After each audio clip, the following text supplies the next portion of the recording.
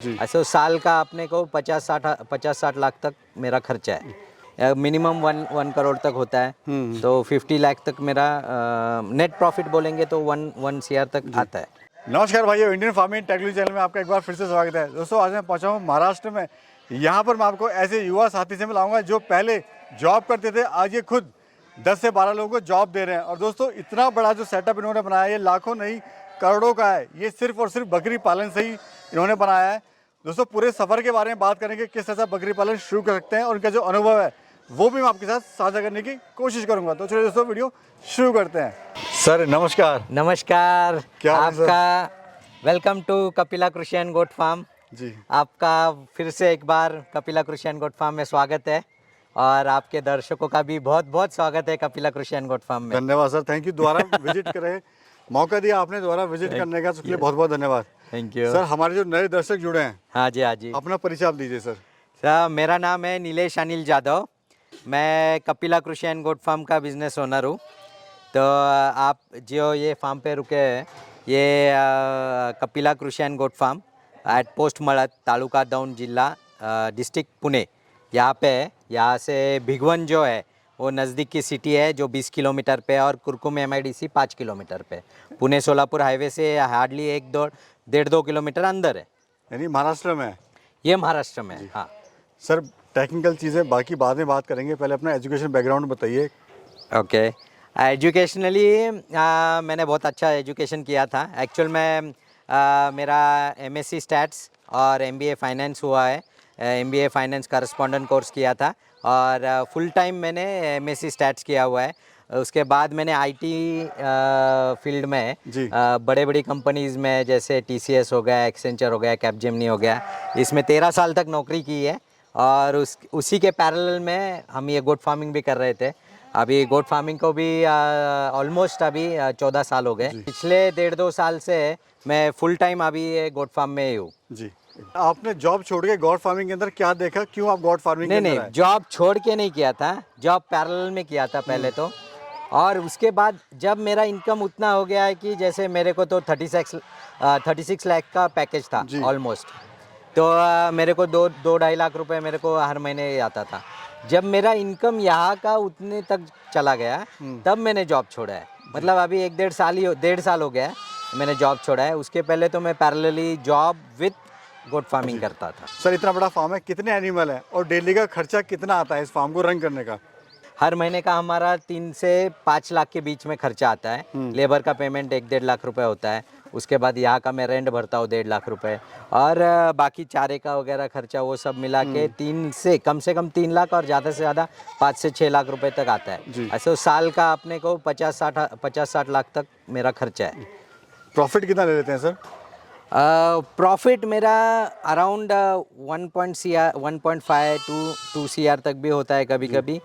Minimum 1 crore तक होता है। तो 50 लाख तक मेरा नेट प्रॉफिट बोलेंगे तो 1 CR तक आता है ऑन एवरेज। सर, बकरी पालन कोई शुरू करना चाहता है तो कैसे शुरू करे, शुरुआत कैसे करे बताइए। नहीं, शुरुआत करने के लिए आपको पहले तो सीखना है। आपको खुद को ट्रेन करना है, आपको गोट्स को ट्रेन करना है, आपके लेबर्स को ट्रेन करना है। तो मैं पहले बोलता हूँ कि आप 5 या 10 एनिमल से आप स्टार्ट कीजिए। जी। ज़्यादा एनिमल से स्टार्ट मत कीजिए। पहले 1 महीना सिर्फ 10 एनिमल पे रखो। उसके बाद फिर उसके बाद 10-10 की बैच बढ़ाओ। आप साल भर में 100 तक जाओ। एकदम 500 का मत सोचो। साल भर में 100 तक जाओ, और फिर उसके बाद आप चाहिए तो अगले साल और 100 बढ़ा सकते हो। जी। मतलब आप डायरेक्टली 500 पे जंप करेंगे तो आप सक्सेसफुल नहीं है। ये मैं 101% बॉन्ड पेपर पे लिख के दे दूंगा। आप स्लोली स्टार्ट करेंगे और यहाँ तक आएंगे तो आपको सक्सेस 101% है। क्योंकि हर एक सीज़न में अलग अलग सीजन्स, हर एक साल में अलग अलग सीजन्स रहते हैं। वो ऋतु में क्या क्या प्रॉब्लम आते हैं, वो हर एक साइकिल हो जाने के बाद आप परफेक्टली आपको समझ में आता है कि हमें आपके एनवायरनमेंट के तरफ से आपको चारे में क्या चेंज करना है, या फिर आपको शेड में क्या चेंज करना है, या आपको बाकी सारे इसमें इंफ्रास्ट्रक्चर में, लेबर में, आपके खुद में क्या चेंजेस करने हैं, ये सब आपको समझ में आ जाए। अच्छा सर, ये जो ब्रीड है थोड़ा इसके बारे में बताइए, ये कौन सी ब्रीड है? अभी यहाँ पे जो ब्रीड है ये तो बोयर है। पहले हमने ब्लैक कलर की जो देखी थी वो बीटल है, और मेरे पास भेड़ भी है।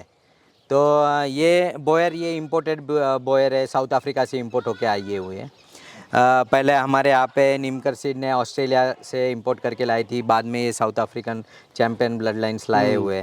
तो ये सारे इनका एक्चुअली रूमिन बहुत बड़ा रहता है, तो एफसीआर अच्छा मिलता है, मीट कन्वर्शन बहुत अच्छा है, तो इसकी वजह से वेट गेन बहुत अच्छा आता है। मतलब कम एज में अपने को ज़्यादा वेट गेन आ जाता है। 1 साल का एनिमल अपने को 50, जो नॉर्मल इसमें 30-40 किलो का ही नहीं मिलता है, या ज़्यादा से ज़्यादा 50 किलो का आता है। यहाँ पे अपने को 100 किलो तक भी जाता है, 80-90-100 किलो तक 1 साल में। तो ये इसकी वजह से ये बहुत अच्छी ब्रीड है। और दूसरी जो ब्रीड है मेरे पास वो मिल्किंग के लिए अच्छी है, बीटल की, वो भी बड़े फ्रेम वाली ब्रीड है, उसमें भी अपने को बहुत अच्छा वेट गेन मिलता है। तो दोनों भी ब्रीड्स मेरी, जो गोट की है ब्रीड वो बहुत अच्छी है। अच्छा सर, इसका जो 1 महीने का बच्चा होता है या 1 दिन का बच्चा, 1 दिन के बच्चे का कितना वजन होता है जब वो पैदा होता है? तो 1 दिन का बच्चा देखो हमारे यहाँ पे एवरेज वजन आता है 2.5 टू 2.8 जी। इसके बीच में आता है एवरेज। नहीं तो कोई कोई बच्चे तो हमको 3.5 के भी आते हैं, 4 किलो के भी आते हैं, कोई कोई हमको 2 किलो का भी आता है, 2.5 किलो का भी आता है। पर हमारा जो एवरेज है वो 2.7 2.8 ऐसा आता है। जो हमारे किसान भाई बकरी पालन कर रहे हैं वो फार्म तो चला रहे हैं, लेकिन कहीं ना कहीं उनको जो प्रॉफिट होना चाहिए वो प्रॉफिट नहीं है, तो बराबर। फार्म लॉस में जाता है। बराबर। तो कैसे सर अपने फार्म को प्रॉफिट में ला सकते हैं? एक तो देखो अपने पास इंडियन ब्रीड्स में ना पोटेंशियल ब्रीड नहीं है। पोटेंशियल ब्रीड बोले तो क्या बोलते हैं, जो ज़्यादा उत्पादन दे। एफसीआर मतलब खा के ज़्यादा मीट में वो कन्वर्ट होता है। एफसीआर तो एक है, पर पूरा पोटेंशियल मतलब बाकी भी चीज़ें हो गई, जैसे बच्चे देने की कैपेसिटी हो गई, उसका खाने का जो मतलब कितना खाना खाती है, उसके बाद वो कितने रेगुलर इंटरवल पे बच्चे दे रही है। ऐसी जो ज़्यादा रेगुलर इंटरवल पे बच्चे दे रही है, जो ज़्यादा बच्चे दे रही है और जो हेल्दी बच्चे दे रही है, उसके बच्चे भी जल्दी बढ़ रहे हैं, तो ऐसे इसको बोलते हैं पोटेंशियल ब्रीड। जी। जो जेनेटिकली पोटेंशियल ब्रीड्स जो है वो नहीं है इंडियन ब्रीड्स में, बहुत कम है। जो ज़्यादा बढ़ रही है, जो ज़्यादा फ्रेम बड़ी फ्रेम वाली फीमेल्स है, वो फिर ग्रोथ रेट उनका अच्छा नहीं है, या फिर उनका किडिंग परसेंटेज कम है, या फिर उसका डिलीवरी टाइम थोड़ा लेट हो जाता है, तो इसीलिए उसमें लॉस हो जाता है। जी। तो अपने जो आपको क्या है कि कोई भी ब्रीड पालो, पर उसमें के पोटेंशियली हायर जेनेटिक्स वाले जो एनिमल्स है वो रखो, जिसके लिए आपको पालना है। अगर एक बार वो करना चालू कर देंगे, तो जैसे कोई भी रैंडमली एनिमल लाए, किसी को भी क्रॉस किए, तो वो उसमें आपको कभी भी प्रॉफिट नहीं होगा। जी जी। पोटेंशियली हायर जेनेटिक्स वाले आपको एनिमल लाएंगे तो आपको ज़्यादा बेनिफिट होगा। जैसे अच्छा सर, ये जो शेड मैं आपका देख रहा हूँ, हाँ ये लाखों का नहीं करोड़ों का है। बराबर। दूसरा, इसको क्या बोलते हैं, क्या इसका फायदा है, थोड़ा इसके बारे में बताइए। अभी जो ये पीछे शेड है इसको एलिवेटेड शेड बोलते हैं। ये प्लास्टिक फ्लोरिंग का शेड है। ये एलिवेटेड बोले तो ज़मीन लेवल से ऊपर एलिवेटेड, ऊपर के इस पे, मतलब ये अभी हमारा 7-8 फीट ऊपर है, और उसके ऊपर वापस हमने उसका फ्लोरिंग करके उधर फीडर्स वगैरह लगाए हुए हैं, जहाँ से वो खा सकते हैं। तो इसका बेनिफिट एज सच क्या है कि इसको यहाँ पे मेंगनी या फिर उसका जैसे उसमें मेंगनी पे पेशाब करेंगे तो कीचड़ टाइप हो जाता है, कीचड़ टाइप हो जाता है ज़मीन पे। अभी यहाँ पे हम ज़मीन पे, तो इधर आप देख सकते हो कि ये मेंगनी और उसका, पर यहाँ पे अभी कैसा है कि इधर सनलाइट आ रहा है, तो इसके वजह से ये सूख जा रहा है पूरा, और यहाँ पे इतना कीचड़ वगैरह नहीं होता है। फिर भी ये तो हम साफ़ कर लेते हैं हर रेगुलरली 4-5 दिन बाद या 10-15 दिन बाद, तो इसके वजह से इधर इतना मेंगनी नहीं हो रहा है। पर जहाँ पे आपका कंजेस्टेड है थोड़ा, जहाँ पे ज़्यादा एनिमल है और छोटी जगह पे है, तो वहीं पे ड्रॉपिंग्स गिरेंगी और वहीं पे वो पेशाब करेंगी, तो वो सब मिक्स होके कीचड़ होंगे। अभी जब ऐसे एनवायरनमेंट हो जाती है तो वहाँ पे वायरल इन्फेक्शन होना, बैक्टीरियल इन्फेक्शन होगा, मॉइस्ट रहने के वजह से जो दूसरे जैसे छोटे छोटे कीड़े वगैरह होना, या उसको बोलते हैं गोचिड़ वगैरह हम बोलते हैं, टिक्स, या वो सब हो सकते हैं। तो उसके वजह से अनहाइजीनिटी बढ़ जाती है और कोई ना कोई बीमारी होते रहती है। जी सर, रिकॉर्ड कैसे मेंटेन करते हैं आप इतने बड़े फार्म का? ये रिकॉर्ड मतलब बहुत कुछ ऐसा बहुत अलग से नहीं है सर। हर एक पहले तो हर एक एनिमल के कान में टैग होना चाहिए जी। मतलब जैसे आपका नाम परवेश है, मेरा नाम नीलेश है जी। इसके वजह से क्या हो रहा है कि आप आइडेंटिफाई कर पा रहे हो कि ये इंडिविजुअल बंदा भाई ये नीलेश है, हाँ जी, ये परवेश है, राइट।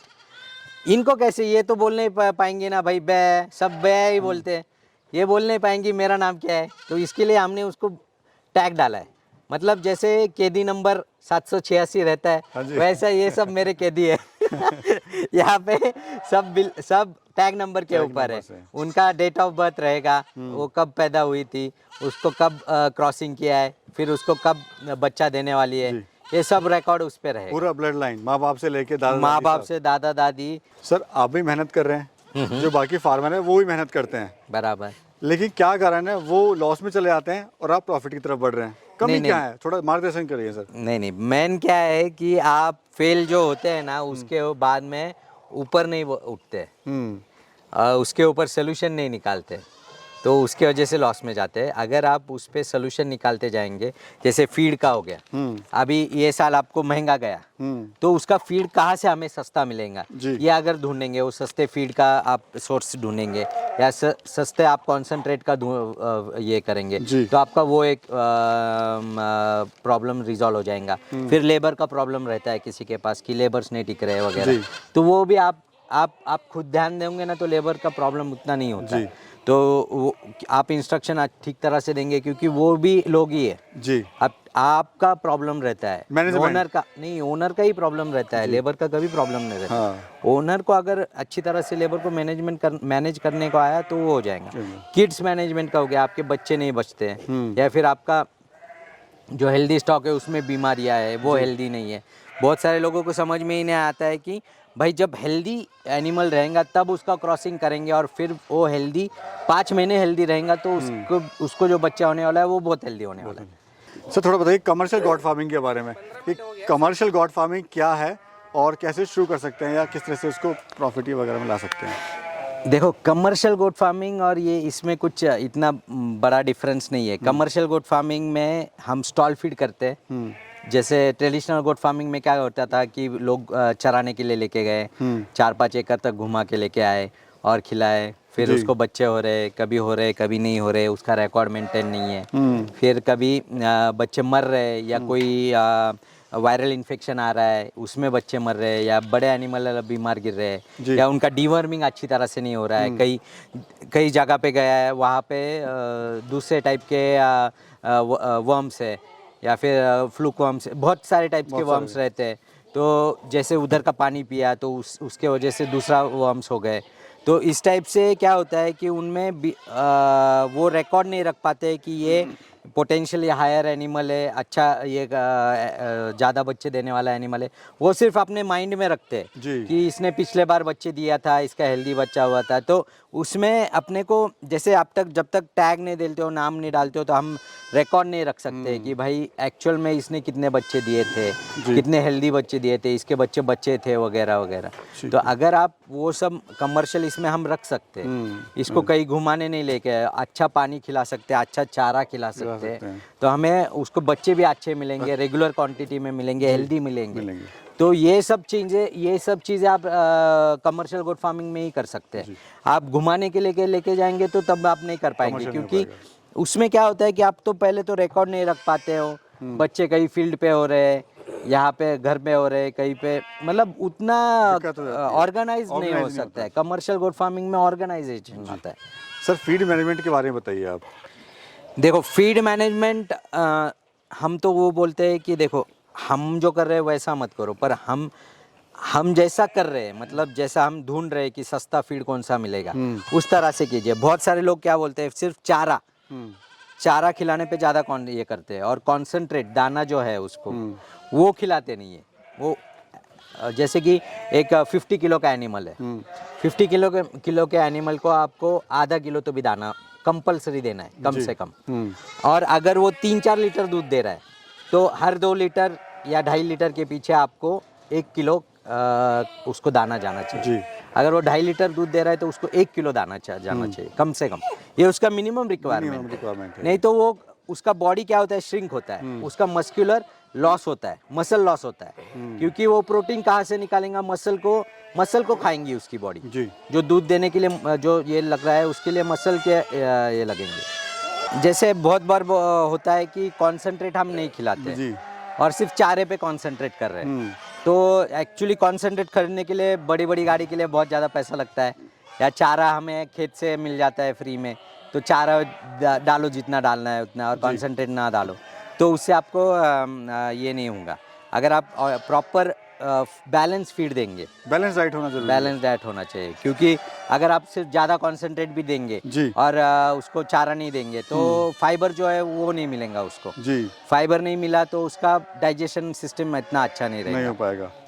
बहुत बहुत सर धन्यवाद और thank you so much Thank इतनी you अच्छी very much. जानकारी के लिए। बहुत बहुत सर धन्यवाद आपका। आपका भी बहुत बहुत धन्यवाद, आप इतना दूर से टाइम निकाल के हमारे लिए आ रहे हो। जी तो Kapila Krishi and goat farm के वजह से आपको और आपके दर्शकों को हम बहुत मन से धन्यवाद देते हैं। जी। तो शुक्रिया आप आने के लिए। तो दोस्तों ये थी आज की वीडियो। काफ़ी मेहनत लगती है इस तरह की वीडियोस बनाने में, क्योंकि दिल्ली से हम लोग आए हैं महाराष्ट्र में और सर के पास काफ़ी बिजी होते हैं, लेकिन हमारे लिए स्पेशली टाइम निकाला और इतनी अच्छी इन्फॉर्मेशन आप तक दी पहुंचाई। तो दोस्तों वीडियो को ज़रूर कर देना लाइक और चैनल को कर देना सब्सक्राइब, और अपने फ्रेंड सर्कल में या कोई गॉड फार्मिंग करना चाहता है उसको भी वीडियो ज़रूर शेयर कीजिएगा। तो चलिए दोस्तों वीडियो करते हैं यहाँ पे ख़त्म, और एक नए सफ़र में एक और नई जर्नी में फिर मिलेंगे। तब तक के लिए जय हिंद, जय महाराष्ट्र। दोस्तों स्क्रीन पे दिख रहे व्हाट्सअप नंबर से जुड़कर आप अपना बिजनेस कई गुना बढ़ा सकते हैं, साथ ही देश के हर किसान भाई से सीधे जुड़ सकते हैं, और इस प्लेटफॉर्म के द्वारा आप अपना माल खरीद व बेच भी सकते हैं। बस आपको ये करना है, अपना नाम, गांव का नाम और अपने राज्य का नाम लिखकर हमें व्हाट्सअप कर देना है।